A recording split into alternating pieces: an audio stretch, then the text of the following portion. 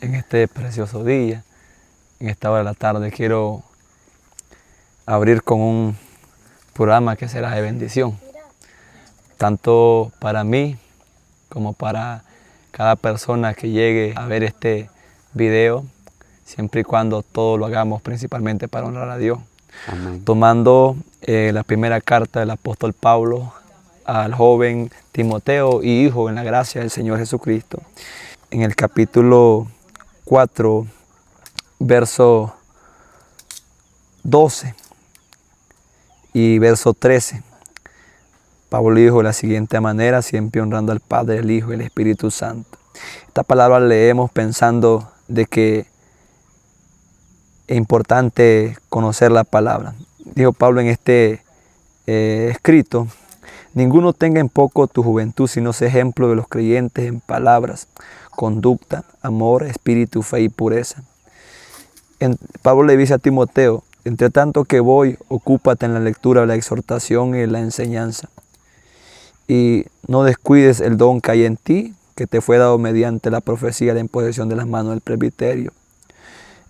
Versículo 15 dice: ocúpate en estas cosas, permanece en ellas para que tu aprovechamiento sea manifiesto en todo. Pablo es un maestro que, si en la actualidad estuviera vivo, todo lo apreciaríamos para maestro. Amén. Porque Dios le dio tantas cosas tan especiales para que él las compartiera, y en esta ocasión que la palabra describe que las compartió con el joven Timoteo.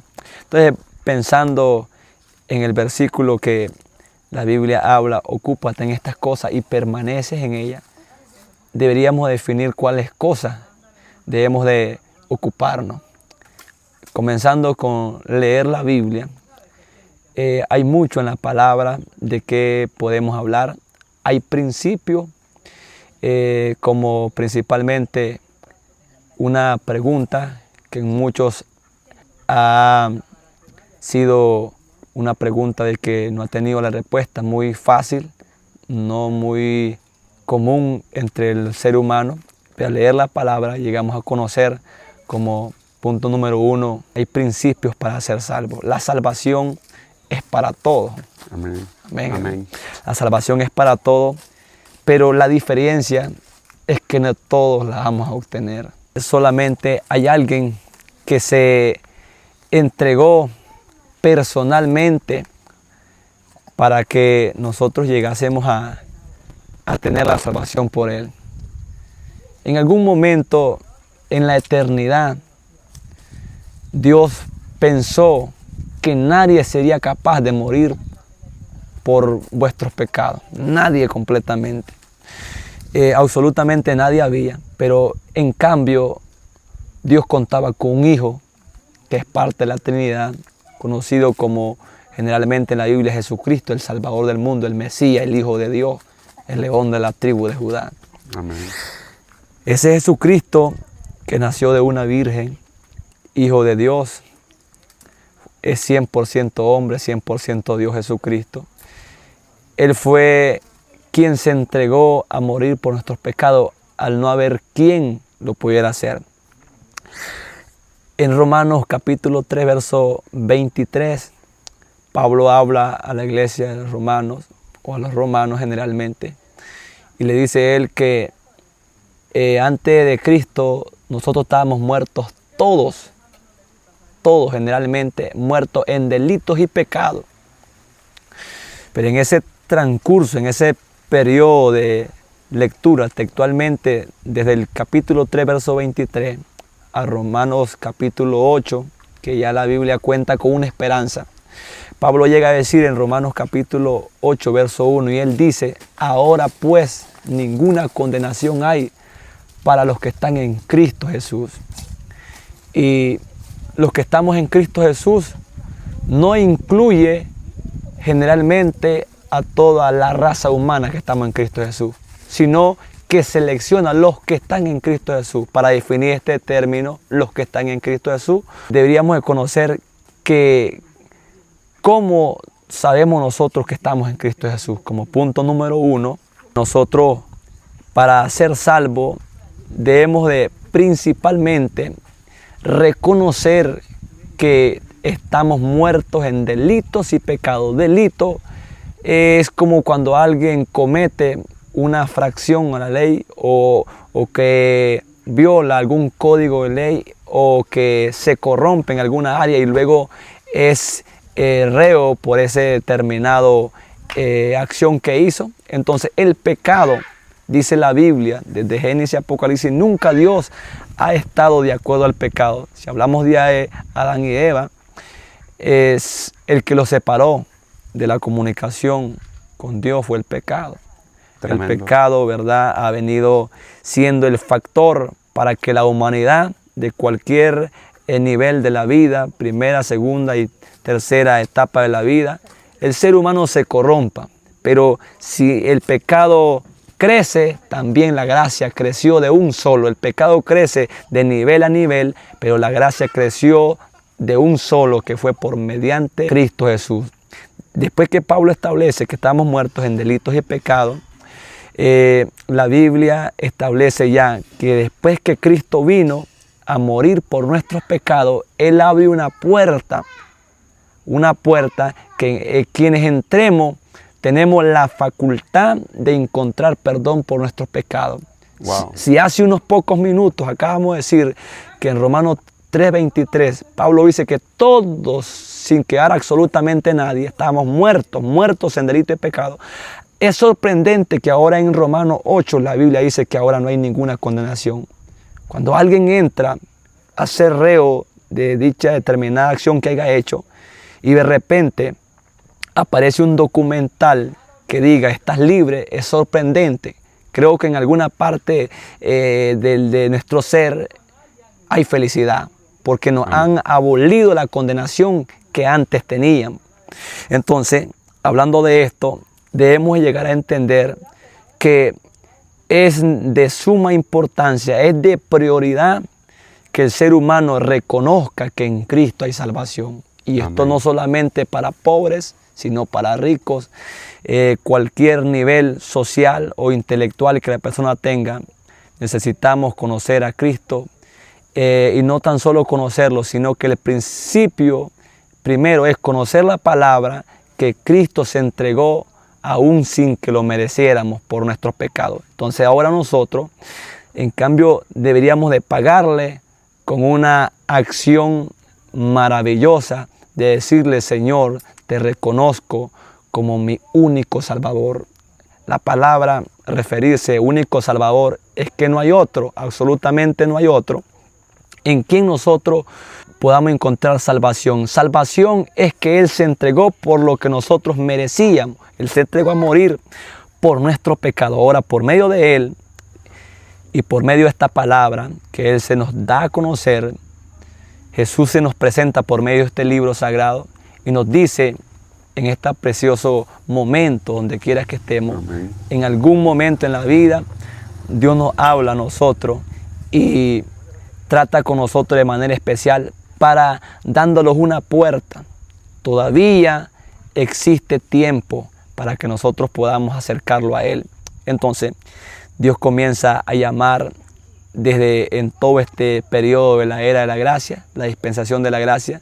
Dios comienza a llamarlos a nosotros que reconozcamos que Cristo es el único Salvador. Quizás el hombre o el ser humano se invente cualquier medio para salvarse, pero Hechos capítulo 4, verso 12, dice que no hay otro nombre bajo el cielo dado a los hombres en quien podamos ser salvos. No hay otro, solamente en Cristo Jesús. Entonces, como punto número 1, ¿qué debo hacer para ser salvo? Principalmente es conocer la verdad de la palabra, porque muchos los inventamos unas verdades, entre comillas, pero la verdad es la palabra del Señor. No tenemos a Jesús, evidentemente, como físicamente para preguntarle, pero este libro sagrado es la carta de amor que Él se da a conocer por medio de este libro. Él nos dice quién es, quién fue y quién es actualmente y quién será en aquel día. Entonces, y nos da también a conocer el medio, cómo podemos cambiar independientemente de cualquier dificultad en la vida. como punto número 2. Eso es, ¿verdad?, el número 1.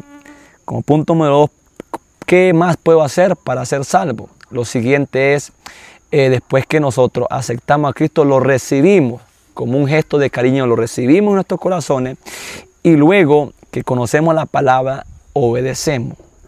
El obedecer es un medio de humillación. El obedecer es un medio de que, hablándolo, es una enseñanza sin palabra, como decir, Señor, sin ti yo no soy nada. Así que vale la pena recibirte. Entonces, obediencia es lo que Samuel pedía por medio de Dios a Saúl, cuando Saúl quiso dar los sacrificios en el libro de Samuel, y dijo él, obediencia quiero más que sacrificio. Entonces, tanto como en el Antiguo y Nuevo Testamento, Dios se ha placido de la obediencia. La obediencia Amén. es aquello que Dios nos reconoce que estamos humillados, sin necesidad quizás que lo digamos con nuestros labios, que lo expresemos. La obediencia es lo que toca a Dios. La obediencia es lo que a Dios se le conmueve el corazón y ve que alguien obedece. Obediencia es aquello que la Biblia habla en Proverbios capítulo 1, verso 7.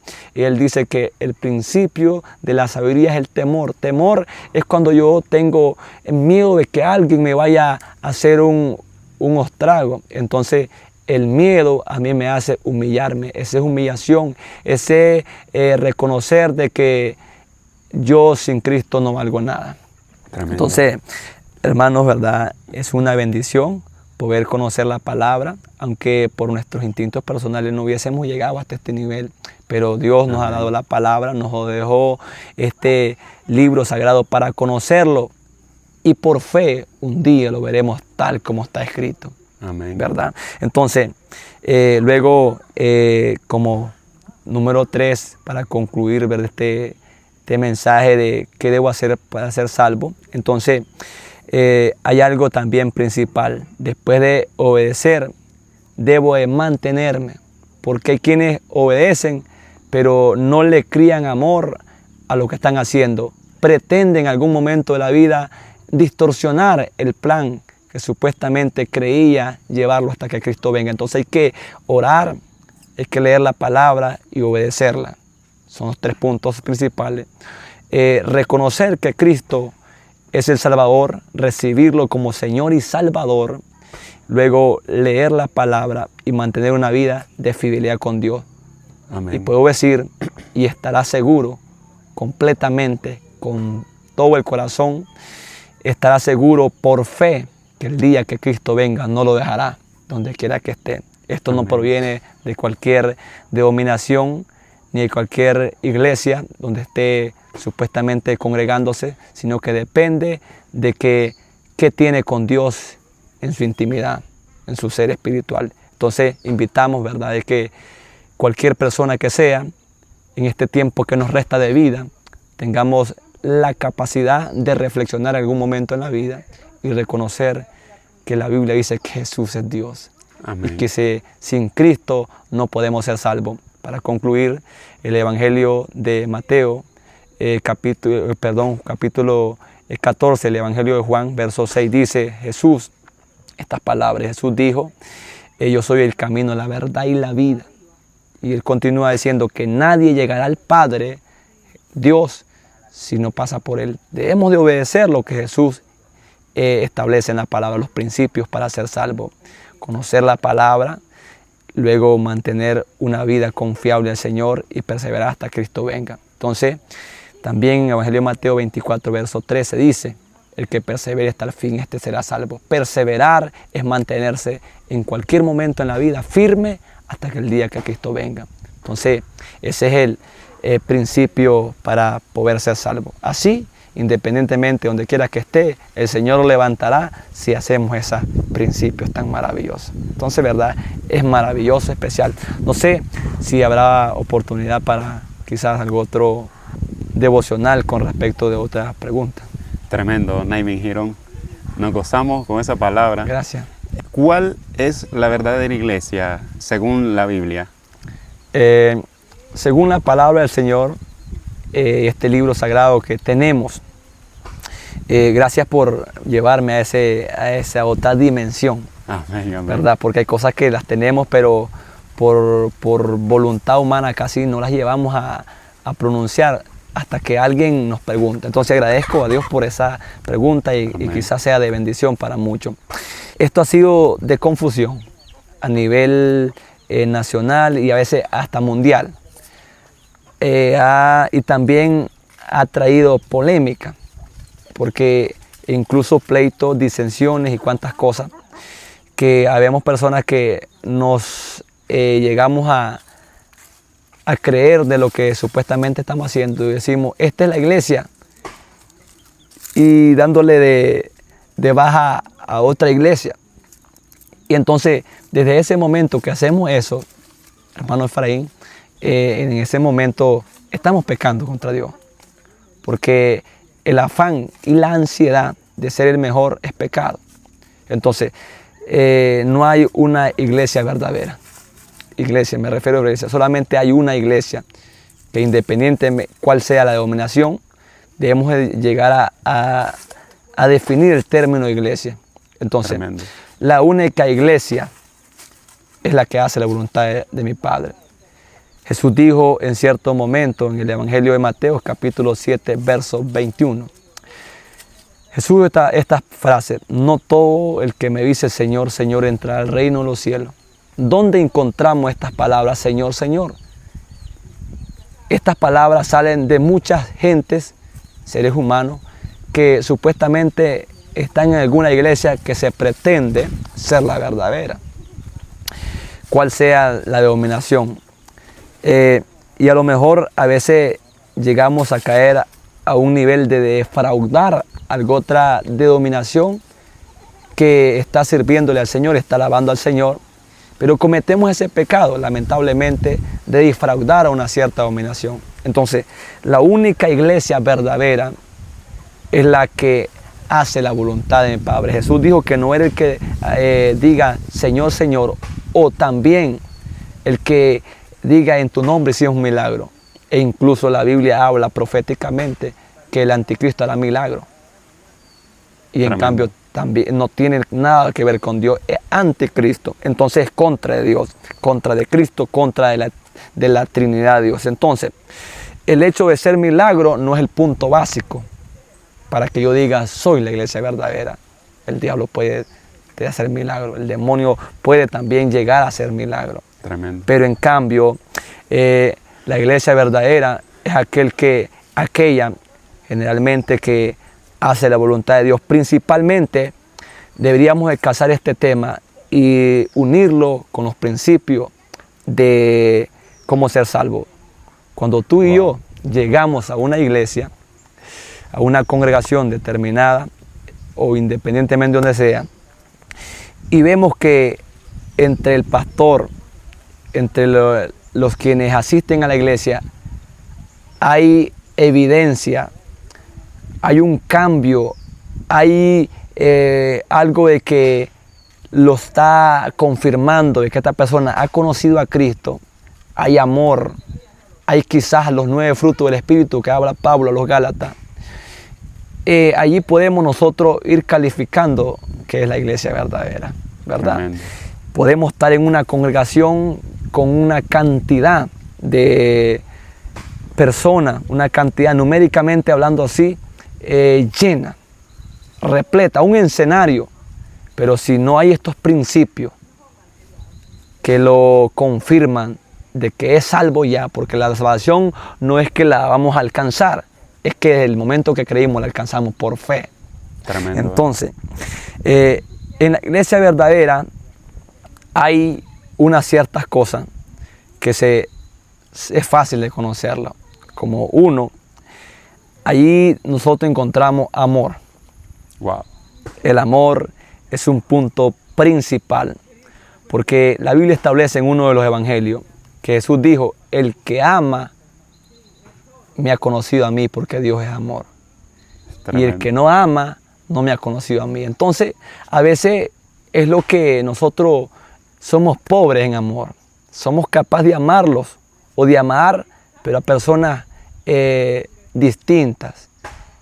Y si llegamos a conocer el amor de Dios es incondicional. Entonces, cuando llegamos a una iglesia, es fácil de conocerla cuando ha conocido a Dios. ama a quien sea. Amén. Ama a quien sea, sirve a quien sea, está con quien sea, y le da la palabra a quien sea. Y esto lo confirma, esto lo califica como una iglesia verdadera, principalmente demostrar el amor a quien sea, independientemente cualquier nivel intelectual que tenga, la persona ama. Amén. Entonces, en amor. Segundo, en esas personas que cuando es una iglesia verdadera se conoce también por la forma de que esa persona adora al Señor. No lo adora por casualidad, sino lo adora por siempre. Entonces, la oración a Dios ha sido un método de exaltar, un método de acción de gracia que ha reconocido que solamente en Él hay salvación. O sea, hablándolo de otra manera, esa persona que adora a Dios en la oración está dando una acción de gracia regocijado, porque en un tiempo atrás, en el pasado, Él no valía nada. Y ahora que está en Cristo Jesús, ahora que se considera estar en una iglesia verdadera, sirviéndole al Señor, esperando el retorno del Señor Jesucristo, esa persona exalta el nombre del Señor incondicionalmente. Amén. Esté la pobreza estacionada, o esté la riqueza, el bienestar o el no tan bien, esa persona adora a Dios incondicionalmente. La oración a Dios es un método para demostrar nuestro agradecimiento al Señor. Entonces, en la alabanza. Y número 3, para poner 3 puntos en cada tema. Y como número 3, la iglesia verdadera mantiene la fe. La fe, como dijo el escritor de la carta a Hebreos, la carta general, Hebreos capítulo 11, dice que la fe es la certeza de lo que no se ve, la convicción de lo que se espera. O sea, la fe es aquello que creemos en el Señor y aún no lo hemos visto. Amén. Entonces, una iglesia verdadera se conoce por el nivel de fe. O sea, hablándolo así, en la persona que pretende estar en la iglesia verdadera, tiene fe aunque lo critiquen. Tiene fe aunque le digan, tú eres el más inferior en esta iglesia. Pero él tiene fe, porque no hemos creído en hombres, no hemos creído en nadie más, sino que hemos creído en Jesucristo. Y esa fe no está puesta en nadie más, sino que en Cristo Jesús. Entonces, esa fe es la que hará que un día veamos a Cristo tal como la Biblia lo describe. Entonces, la fe, también esa fe se debería de mantener. Amén. Porque la vida tiene ventaja y desventaja. La vida tiene buenos tiempos y tiempos no tan buenos. Entonces, en un tiempo no tan bueno, es capaz que esa fe llegase a tener un desnivel y quizás pierda la salvación. Pierda eso que tanto ha costado para adquirirlo. Tremendo. Entonces, ¿verdad? Pierda la oportunidad de estar en la iglesia verdadera. Estar, o podemos llamarle así, en la iglesia del Señor. En la iglesia que Cristo ha comprado con su sangre. Entonces, ¿será algo normal no estar dentro de la iglesia? O pueden ocurrir muchas preguntas. ¿Puedo salvarme estando fuera de la iglesia? ¿O puedo salvarme solamente con obedecer y no visitar una iglesia? Porque en el mundo se nos han dado muchas ocasiones y en distintas personas que hay personas que dicen, yo leo la Biblia, pero no me congrego en una iglesia porque encuentro mucha conformismo o quizás no hay una iglesia verdadera. Entonces, definiendo en pocas palabras y en forma de conclusión, la iglesia verdadera es aquel que hace la voluntad del Señor. Amén. La que hace la voluntad de Cristo, la que cumple con la palabra, el que ora a Dios, el que vive ilusionado, apasionado por Dios, apasionado por la promesa del Espíritu Santo, que Él quiere crecer. Hoy acepté a Cristo, mañana quiero pedirle al Señor que luego bautizarme, luego doctrinarme, luego leer la Biblia, luego vivir una vida en unidad con Dios. Esa es la iglesia verdadera, donde tú y yo vayamos y no encontremos estos principios. El mejor consejo que yo doy es mejor sacudir el polvo del pie y buscar la iglesia verdadera, ¿verdad? Porque iglesias hay muchas, Amén. pero verdadera solamente una. Entonces, Qué tremendo.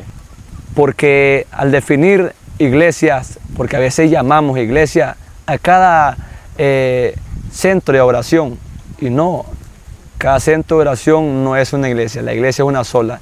La Biblia establece que el día que Cristo venga, Él va a levantar de todas las iglesias que estemos haciendo a la voluntad del Señor, la iglesia de Él. Entre medio de tantas está la iglesia del Señor. Wow. Independientemente quién sea, las iglesias, las denominaciones se han hecho con el objetivo de donde no llega una denominación, llegue la otra. Donde no llegó la otra, llegue la otra. De esa manera las denominaciones se han regado por el mundo entero, pero de alguna manera y de otra el mensaje es que Cristo es el Salvador del mundo. Así Wow. que invitamos a recibir al Señor principalmente, a reconocerlo como único Salvador personal. 2, a leer la Biblia, cumplirla, aplicarla en nuestro diario de vivir y permanecer hasta que Cristo venga y hacer la voluntad del Señor. Wow. El libro de Romanos lo recomiendo para leer algo principal.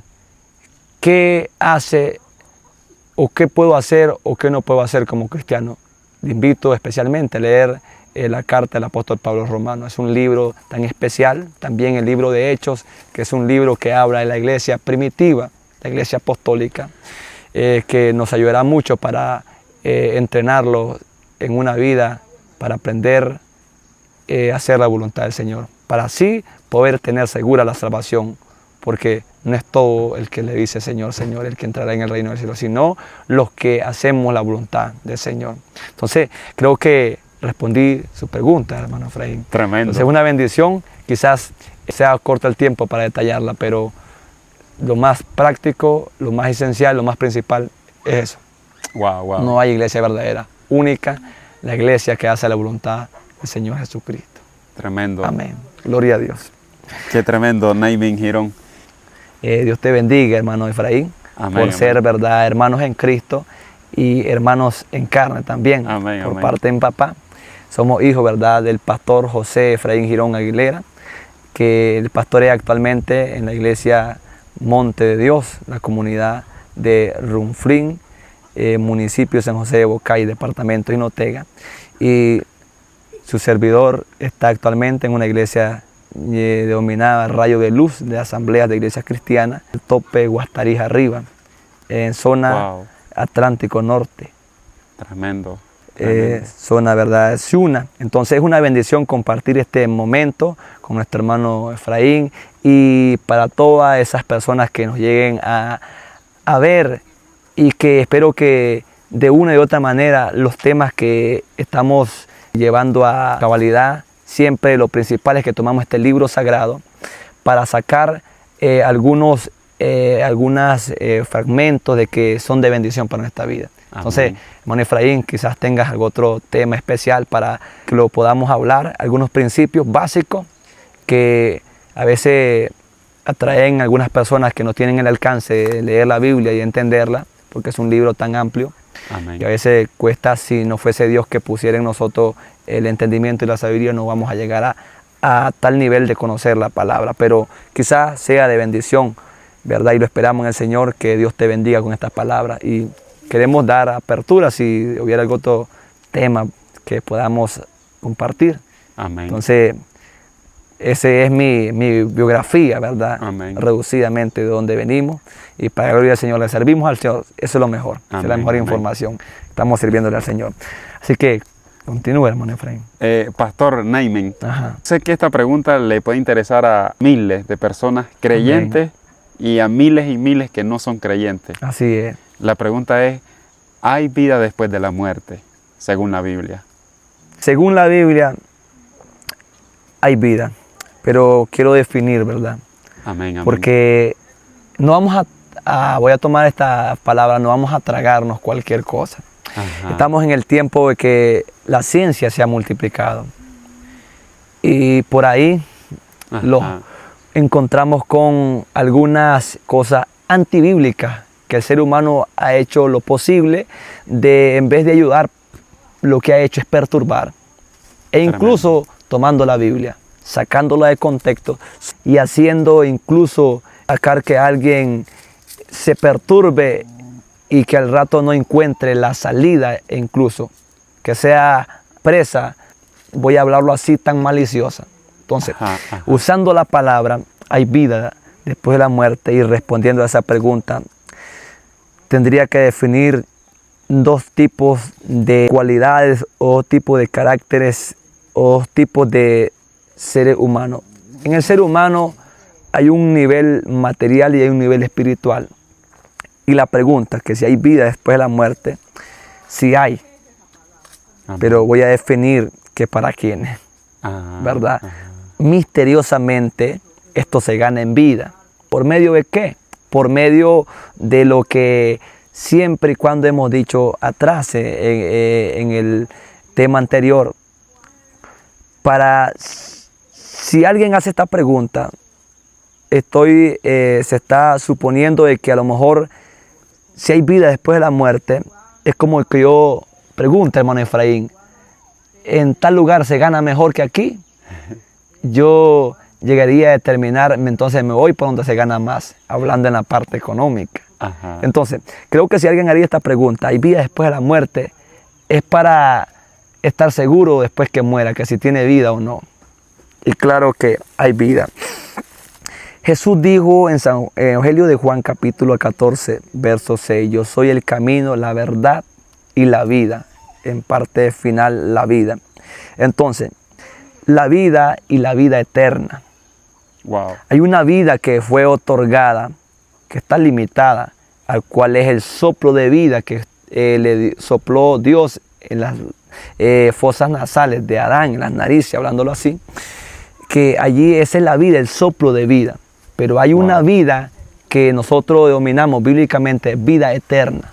Entonces quizás la pregunta no tiene su origen en vida de vivir aquí abajo en este planeta Tierra, sino que de vida después de la muerte. Entonces, definiendo ese tema, si hay vida, claro que hay. Pero quienes quieran tener vida después de la muerte, la Biblia establece que deberíamos nosotros reconocer a quién es el que da la vida después de la muerte. O sea, quiero referirme, si yo quiero algo, tengo que ahorrar lo que esa supuesta cosa que yo quiero o pretendo comprar, tratar de ahorrar todas mis entradas económicas si quiero adquirir esa determinada cosa. Tremendo. Entonces, la vida después de la muerte se adquiere como número uno, conociendo a quién otorga la vida después de la muerte. Y no hay absolutamente otro, sino que solamente Jesucristo. Amén. En uno de los evangelios, Jesús establece, y esto, si no me equivoco, se lo dijo a Marta y a María, hablando de Lázaro. Jesús dijo, yo soy la resurrección y la vida, y el que cree en mí, aunque esté muerto, vivirá. Wow. Jesús físicamente dijo esas palabras, el que cree en mí, aunque esté muerto, vivirá. Creo que sería el texto bíblico básico, hermano Efraín, para tocar ese tema, hay vida después de la muerte. Todos sabemos que para Dios no hay nada imposible. Si Jesús, el Hijo de Dios, dijo que Él era la vida, Él era la resurrección y la vida, y que nadie absolutamente puede otorgar la vida, excepto Dios. Entonces, ¿verdad?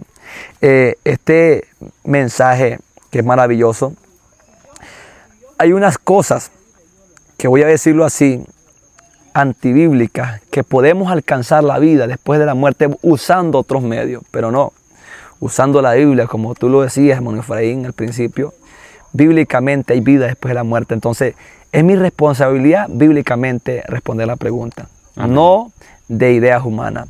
Bíblicamente hay vida después de la muerte, pero para los que hemos reconocido que en Cristo Jesús es la resurrección y la vida. Entonces, los que creemos en Jesús, Jesús mismo estableció que el que cree en Él, aunque esté muerto, vivirá. Podríamos llamarle cómo aplica eso de que, podríamos decir, cómo aplica eso que el que cree en mí, aunque esté muerto, vivirá. Si murió, ¿por qué vive aún? Entonces, es lo siguiente. Esto consiste en 3 elementos que el ser humano tiene: espíritu, alma y cuerpo. Son los 3 componentes. La Biblia establece que el hombre fue hecho del polvo en el libro de Génesis. En Eclesiastés capítulo 12, verso 7, dice que el polvo volverá porque el polvo fue tomado. Entonces, hablando del cuerpo, hablando del alma, el profeta Ezequiel 18, verso 4 dice que aquí todas las almas son mías. Entonces, el cuerpo, es polvo y vuelve al polvo porque él fue tomado. Ese no tiene nada que ver con la presencia del Señor. Para poder llegar a concluir con este tema reducidamente, lo más básico. Lo segundo es el alma. Tú y yo, y quienes puedan escuchar este programa, tenemos la facultad de mejorar o empeorar. O sea, hablándolo de otra manera, pueden salvar el alma o condenarla. Entonces, el alma es el segundo elemento o el segundo factor o el segundo componente para que el ser humano sea un ser humano. Entonces, en el alma cargamos sentimientos, voluntad, emociones, cuantas cosas. Entonces, en el alma nosotros la podemos condenar o la podemos salvar. La podemos condenar para siempre o la podemos darle vida para siempre. Entonces, amén. Esto, ¿por dónde podemos comenzar? Para salvar el alma. Podemos comenzar porque el alma es el ser del alma, nosotros podemos comenzar a mejorarla, a cambiarla, dándole espacio de que el Espíritu Santo de Dios gobierne y entre en el espíritu de nosotros que nos ha dado Dios, y ese espíritu, el alma le dé la entrada. Wow. Entonces, ¿verdad? Porque en cierto momento Pablo habló la carta, él dice estas palabras, que a la verdad el espíritu está dispuesto, pero la carne se le opone, la carne es débil. Entonces, el espíritu quiere conectarse con el alma, ajá, pero la carne se le opone. O sea, la carne ha tomado la mayor parte, la carne, hablándolo de otro sentido, la carne ha tomado la rienda del alma. Tremendo. Pero aquellas personas que queremos llegar a tener vida después de la muerte, tenemos que, cuando el Espíritu Santo de Dios, o el Espíritu de Dios, como quizás muchos lo conocemos, el Espíritu de Dios choca al Espíritu de nosotros, porque el Espíritu de Dios se conecta con el Espíritu que Él ha puesto. O sea, hablándolo de otra manera, el Espíritu de nosotros es el ser espiritual de nosotros. Amén. Y el alma es un ser que está disponible para ambos, para lo espiritual o para lo material. Ese ser espiritual, Dios se conecta con el Espíritu de Él, que es el Espíritu Santo. El Espíritu Santo viene del Espíritu del ser humano y comienza a tratar, no sé si por sueño, por visiones, por medio de la palabra, por medio de la oración de alguien, o por medio de quizás de alguna persona que está orando por tu vida o por mi vida. Entonces el Espíritu comienza a tratar. Cuando la persona le da entrada al alma, entonces el alma comienza a florecer.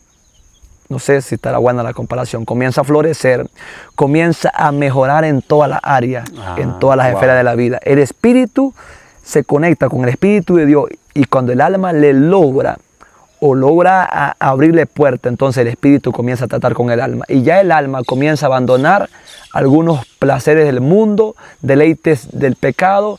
Deja de ser esclavo la persona del pecado y comienza a conocer a Dios por medio de la Biblia. Comienza a indagarse las cosas espirituales y comienza a crecer hasta tal extremo que llega a humillarse delante de los pies de Jesucristo, y llegamos a decirle: te reconozco como único Salvador, reconozco que en algún tiempo no tenía vida, o sí la tenía pero era limitada, pero ahora que te recibo a ti, te tengo como mi vida, y aun que muera, como dijo Jesús, estamos vivos. Amén. Entonces, ¿verdad? Esa es la facultad, ese es el principio especial. Eso es la recomendación que yo como pastor puedo dar. Darle entrada al Espíritu Santo, que se una con tu espíritu para que tú cambies el alma. Tremendo. Y ya no seas un ser con vida limitada. Porque en el mundo entero nadie quiere tener cosas limitadas. Todos queremos ser ilimitados, pero en este ámbito un gran porcentaje de la humanidad en el mundo entero, la vida la quiere tener limitada.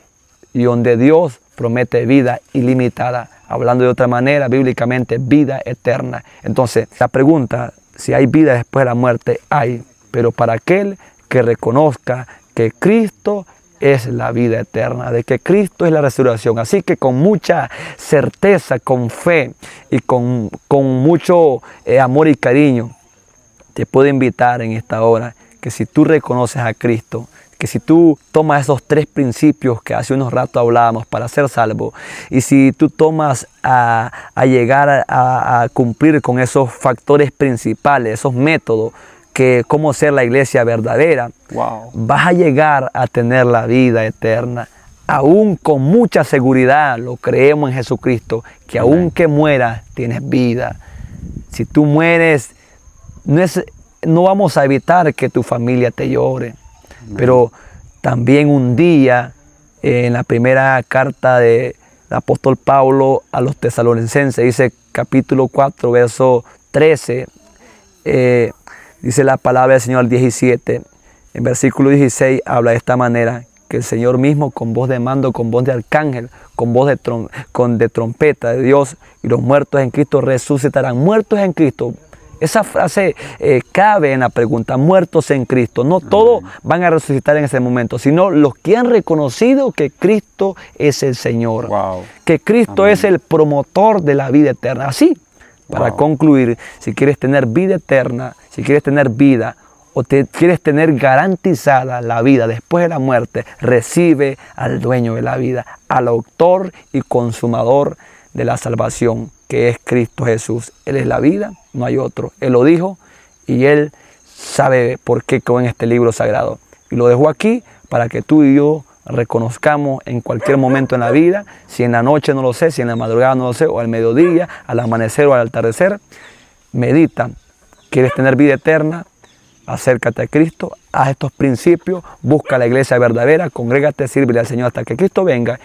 Y si la muerte viniera por ti, matará el cuerpo, pero tu alma se traslada, y cuando Cristo venga, esa alma tomará un cuerpo transformado y tienes garantizada la vida eterna. Para eso hay vida después de la muerte. aleluya. Al contrario, alguien tendrá vida, pero tendrá que pasar un juicio por la eternidad.